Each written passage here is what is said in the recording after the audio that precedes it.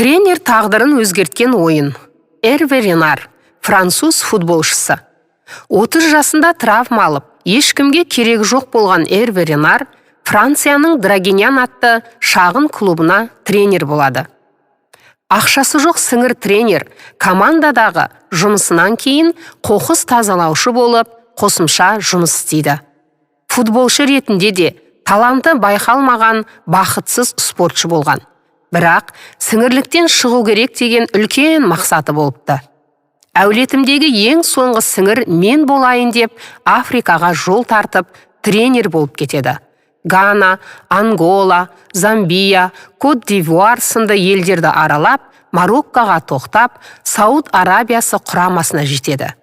Бағы осы Сауд Арабиясымен жандау ақыры. Аргентинаны ұтты. Атынан ат үркетін Мессидің ойынын тоқтата алды. Ди Марияны тұсап ұстады. Осы сәттен бастап Эрве Ренардың сенсациясы әлемге танылды. Аргентинамен ойында айқайлап, жүгіріп, жан дауысы шығып, барын салдау, еңбегі ақталды. Жеңіске риза болған Саудия королі барлық құрама ойыншыларына Rolls-Royce Pantman көлігін сыйлайтын болды. Бағасы $600-700 мың. Ақшалай сыйлық өз алдына. Осылай әлем чемпионатында Аргентинаны жеңген Эрвенің арманы орындалды. Қоқыс жинаудан басталған, талантымен танылмаған, ешкімге белгісіз француз тренерліктің арқасында арманына жетті. Керек кезінде, керек құрамамен қажетті команданы жеңді. Бір ойын, 90 минутқа созылған маңызды матч тағдырын өзгертті.